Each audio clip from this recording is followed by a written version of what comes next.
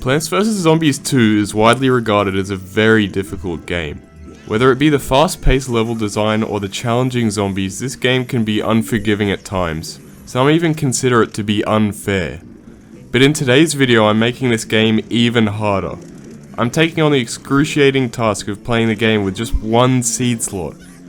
Yes, that means in each level I can't use sun producers or stalling plants because they won't damage the zombies.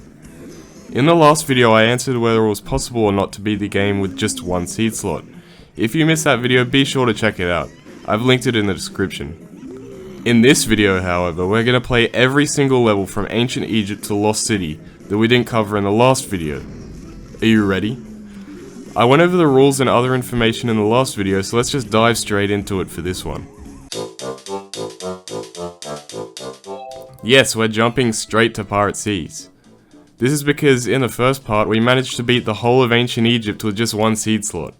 However, we hit a roadblock at the Gargantua level, day 8. The problem was that I was too stubborn to try and beat the level with anything but Snapdragon. This was obviously flawed since, looking at the plant probability table, we're only allowed 6 Snapdragons while we're allowed an infinite amount of kernel pults. With some save scumming, I managed to beat it.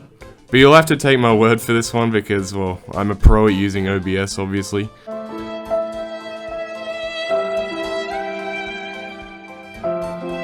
I forgot to mention, for this video I'll just be skipping over easy levels because otherwise we'd be here all day. Days 9 through 12 I basically exclusively used kernel pult, but we did find ourselves in a bit of a pickle in day 13.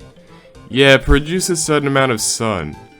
A lot of you were warning me about these levels when I first teased the last video, so instantly these levels are impossible. So we've officially hit our first truly impossible level.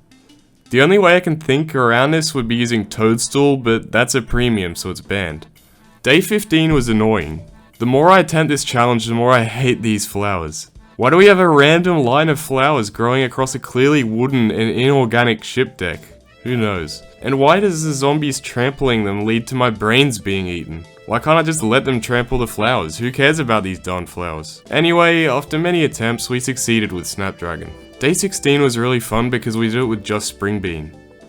To all the Spring Bean haters out there, this little green oval just beat a whole level on its own. How could you possibly call it bad? Yes, I'm joking. Day 19 was another Produce Sun level, so our impossible level counter is now at 2. And so was day 21, so we're at 3 impossible levels now. And then we unlocked the most useless upgrade for this challenge. In day 22, I used the exact same strategy I use in a regular playthrough. This never ceases to be satisfying. Day 23 and 24 was surprisingly easy with some Snapdragons and kernel pults. Day 25 is usually super easy, but as you can tell by now, this challenge can be wildly unpredictable. I chose to attempt this level with coconut cannons since they were the heaviest damage dealers in the limited amounts the level grants. With some saves going, I managed to beat the whole level with just some coconut cannons. Overall, I'm really impressed that every level so far in the run has been possible, except for the produce X amount of sun levels. We return to the Wild West after making it a grand total of 3 levels in the last video. So yeah, day 4 was still impossible because of the whole pea shooter situation. However, the following levels were quite the opposite, being very simple. Even day 8, the Gargantua level, I managed to beat on my first try with Peapod. Day 10 introduced the Chicken Wrangler zombies. This basically forced me to use Lightning Reed, who handled the zombies quite well. I beat day 11 with just 2 repeaters since I couldn't spend more than 500 sun. One of the few levels where the gimmick doesn't impact the difficulty of the run at all. Day 12 was the second not okay corral level and it was painfully close. Using just bloomerangs I managed to make it to the last wave every time. But unfortunately the bloomerangs just weren't enough to defeat the 2 bucketheads and coneheads. It was a smooth ride for the next few levels, including day 16 where I just used split peas, a plan I thought would be useless in this run. Day 17 was a mess. These flowers, man. We ended up succeeding with Nightshade though, who we unlocked in the last video. But that was only after fails with Snapdragon, Chili Bean, Kernel Pult, and Shadow Shroom. Day 18 was just a whole lot of Lightning Reeds. Day 19 returned this limited sun spending gimmick, which again kind of made the level easier for me as I just placed a few coconut cannons and beat the low amounts of zombies. As for day 20, yeah, this ain't possible. Day 21 was another flower level, but thankfully the level was pretty forgiving, allowing a repeater to do his thing. The same couldn't be said about day 23. I tried a bunch of plants, but either the chickens kept sliding through or the zombies kept slipping through. The furthest I made it through the level was with Red Stinger. Now, this level may not be impossible technically, but I didn't manage to beat it, so we've now hit the 7th impossible level. If any of you guys are dedicated enough, you could give this one a shot. I don't know, it might be possible. Day 24 was hard but not impossible. With a bunch of lightning reeds and some precise walnut maneuvers, we proceeded to the boss battle. Day 25 is most likely not possible though. I frequently made it about halfway through Zomboss's health, but then he'd start spawning these guys. And there was nothing my measly 2 winter melons could do about it. For the Wild West, a total of 20 levels were possible, but I couldn't beat the other 5. In the first 3 worlds, that means only 8 levels were impossible.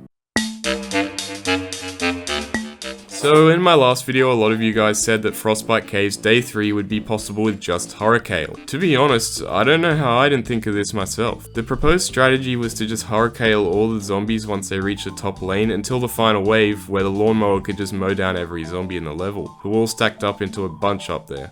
Now, even with this strategy, the RNG made it difficult, but with some save states, the whole level was possible this way. Now here's the moment you've all been waiting for. If that isn't the most satisfying thing you've ever seen, I don't know what is. Day 5 had a lot of pre-planted plants on the lawn, so I just used pepper pulp to thaw them all and the level was a piece of cake. There were also 2 plants pre-planted on a lawn in day 6. These were 2 sunflowers. I used Snapdragon to thaw them out. It may seem stupid, but having 2 sunflowers in this challenge makes so much of a difference, essentially tripling sun production. There's a bit of a common level design theme for Frostbite Caves conveyor belt levels, and day 8 is the first example of this. The conveyor levels are designed so that instead of giving you a couple of plants with a high likelihood, the conveyor gives you lots of plants with little likelihoods each. Here's the probability distribution for the level. Yeah, you basically have to use pepper pulp because of how it's the most likely plant, but even that at a 38% chance isn't a very high number at all. Even if you get good RNG, you can only have a maximum of 7 pepper pulps on a lawn. This one probably isn't possible. We'll be seeing more of this annoying level design later on in this world though. Day 9 was nice and easy though with Kernel Pool. Day 10 on the other hand was quite difficult. After some tries we won with Pea Shooter though. Day 11 was super close. I used Celery Stalker to deal with the bucket heads and cone heads and such, but I could only make it to the last wave. This was because the icy wind kept freezing all the Celery Stalkers. I got really close but sadly didn't manage to beat the level. Day 14 was funny since I beat it the exact same way as day 3. I waited for all the zombies to be funneled into the middle lane, hurricaning them until the end of the level. Here's another super satisfying clip of this. Day 15 was another impossible one. I did well with Celery Stalker, but the wind kept freezing them yet again. I solved this by using Shadow Shroom as an alternative, but there was slightly too many zombies to handle with them due to their recharge time. This was another close one, but unfortunately I couldn't beat it. So, you know how I mentioned the irritating conveyor level design in this world? Day 16 was, exactly that. Now, unlike day 8, there isn't a finite amount of plants you can have on the lawn, so technically it is possible to beat the level if you get godlike RNG and repeaters or pepper pulps over and over and over again. But I'd rather not sit down for years trying to get that to happen. Even with save scumming, this level would probably take ages. So I'm just going to put it down as impossible. Day 17 was possible with Snapdragon, who's basically been the MVP of Frostbite Caves due to his decent sun cost, damage output, and immunity to freezing. Day 18 though was another one I couldn't beat.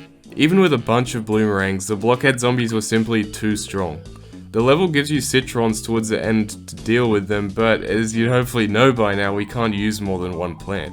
Snapdragon carried for a while handling the weasel zombies, and in fact it carried all the way to day 24 where we had to produce sun as the gimmick. Obviously this one wasn't possible. I couldn't beat day 27 either, the endangered plants gimmick and amount of ice and zombies was too overwhelming. Days 28 and 29 was simple, and so we find ourselves at the Zomboss battle of the world. Usually I find this level to be super easy, but this isn't your typical run. the level's most likely impossible due to this. Yes, Frostbite Caves conveyor syndrome slaps us in the face as one last goodbye from the world. Without planting constantly, Zomboss easily covers the whole lawn with ice and the level becomes impossible. Overall, Frostbite Caves has definitely been the most challenging world so far, but we still managed to beat 22 of the 30 levels. I'm quite impressed with that since the world's gimmicks such as the icy wind severely restricts the plants we could use, basically forcing us to use Snapdragon the whole time. Lost City Day 8 from the first video is still impossible. Some people said I should try using the red stinger plant food to deal with the excavators, but sadly the level doesn't give you enough plant foods. I actually did try this back in the last video to no avail. So we're picking up from Day 9, Snapdragon. Day 10, Snapdragon. Day 11, Snapdragon. Day 12, damn it. In Day 12 we have to produce Sun. Now usually this would be a lost cause since we can't beat a level with a Sun producer. But Lost City's gimmick comes into play, the golden tiles. By planting on the golden tiles we produce Sun. So level beaten? Well, not exactly. Even after this discovery the level was insanely hard. At first I tried using Celery Stalker but soon changed to Snapdragon. Beating the zombies was no problem, but whenever I beat them all I would be like 100 Sun off of the goal. This was seriously frustrating since I had to play the level over and over again hoping that my Sun count would be enough towards the end of the level. However, with an extremely precise run of the level, I managed to just get enough Sun to pass. So Day 12 is possible, but probably one of the hardest levels yet. On the other hand, I couldn't beat Day 13. Yet another conveyor belt level. It seems to have taken inspiration from the highly saturated level design of the Frostbite Caves conveyors. Yeah, this level may be possible with enough Red Stinger RNG and saving your plant food for the excavators, but I personally couldn't beat it in my attempts. Day 16 was the next conveyor belt level, and a toxic combo of Parasol and Excavator automatically made it impossible for obvious reasons. The subsequent levels were a breeze. That's a lot of toadstools. In Day 22 I just used Puffshrooms to activate the trap tiles to kill all the zombies. Day 23 was absolutely chaotic because of the Relic Hunter zombies. I managed to beat it with Celery Stalkers though because they can solo the Relic Hunters since they have the similar toughness to a Conehead. Moving on, Day 24 was impossible. Due to the Parasol and Excavator combo, the level forced me to use Snapdragon, which couldn't hold off the Relic Hunters from the line of flowers. After some Snapdragon spam, we arrive at Day 27. You see, I tried this one with various plants including Snapdragon and Celery Stalker, but nothing could hold off the zombies towards the end of the level. So unfortunately, this one wasn't possible either. Day 29 was also impossible since the Gargantuas were more than my Snapdragons could handle. I didn't originally think Day 30 would be possible either because of the selfish mold colony. My Snapdragons were planted too far to the right because of the mold, rapidly damaging zombies and triggering the next waves before I could build up Sun. But I eventually tried Celery Stalker and it did the trick, albeit by the skin of its teeth. Day 31 was possible with Magnifying Grass as I planted them on the gold tiles for Sun. This will probably be the only level where they're actually useful though, so sorry to these 25,000 people. And finally, after a lot of struggling, we reached the last level of today's video. Lost City Day 32. This is another battle like Frostbite Caves. It's usually super easy in a regular run, but likely impossible in this challenge run. Again, this is because of the power couple, Parasol Zombie and Excavator Zombie, requiring more than one plant to respond. All in all, 7 levels were impossible in Lost City, meaning that 25 of the 32 levels were possible. This was more successful than Frostbite Caves, probably due to the fact that the gimmick in Frostbite Caves is detrimental, while the gimmick in Lost City actually helps you. In the next video we'll be covering the next 3 worlds, Far Future, Dark Ages, and Neon Mixtape Tour. I'm super excited to update you guys with the progress made in these worlds. Thanks to everyone who watched to the end. Just for a bit of a personal note, thanks to you all for bearing with me while I took a few weeks to make this video. I got really sick and I've been hammered with school at the same time, and your patience really means a lot to me. I'll see you all in the next video.